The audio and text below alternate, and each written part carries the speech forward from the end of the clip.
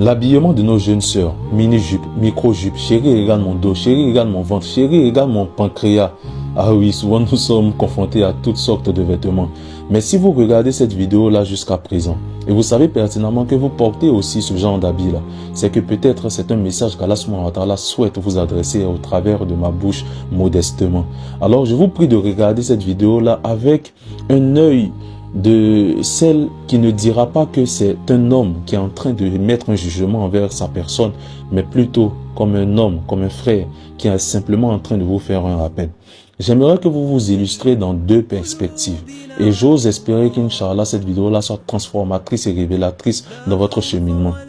La première des choses, c'est que très souvent quand on demande à ces jeunes sœurs-là pourquoi elles portent ce genre d'habits, elles se dédouanent rapidement. Elles disent qu'elles ne le font pas pour attirer le regard des hommes. Elles ne le font pas pour simplement faire plaisir à certains hommes, mais elles le font pour elles-mêmes. C'est une bonne chose. On ne va pas juger l'intention qui est derrière. Est-ce que vraiment c'est seulement pour soi-même qu'on le fait, ou bien c'est pour attirer les regards? Mais la question que j'aimerais poser, si certes vous ne cherchez pas le regard des hommes à travers cela, n'oubliez pas qu'il y a un regard qui pèsera toujours sur vous, et c'est le regard d'Allah subhanahu wa ta'ala.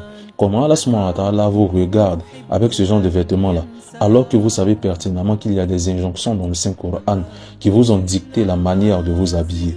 Et même si vous n'avez pas cette vision-là de voir comment Allah subhanahu wa ta'ala vous regarde, imaginez si le prophète Mohammed alayhi salatu wa salam était vivant. Cet être-là que vous dites aimer plus que tout, est-ce qu'il vous regardera avec un œil de mansuétude, avec un œil de miséricorde et de complaisance, d'amour, lorsque vous portez ce genre de vêtements-là? Méditez-y. La deuxième perspective dans laquelle j'aimerais que vous vous illustrez, c'est que remarquez quand une de nos sœurs musulmanes décède, une sœur qui n'avait pas l'habitude de porter de bons vêtements, des vêtements qui sont en adéquation avec ce que l'islam dicte, vous allez voir que même ses proches, ses amis, toutes les personnes qui la connaissent feront l'effort quand même de poster des vidéos, des photos d'elle où elle est décemment vêtue, quel que soit l'habit dont elle avait l'habitude d'aborder. Alors, je vous pose encore cette question-là. Les photos que vous envoyez à certains hommes, les photos que vous postez en statut, est-ce que ce sont des photos que les gens aimeront poster après votre mort? Est-ce que ce sont des photos, si certaines personnes gardent toujours ces photos-là, ces vidéos-là, qui ne sont pas du tout décentes, est-ce que vous n'aurez pas vraiment des péchés lorsque vous serez dans votre tombe? Méditez-y et réfléchissez-y vraiment profondément. Je répète, ce n'est pas un jugement, ce n'est juste qu'un rappel.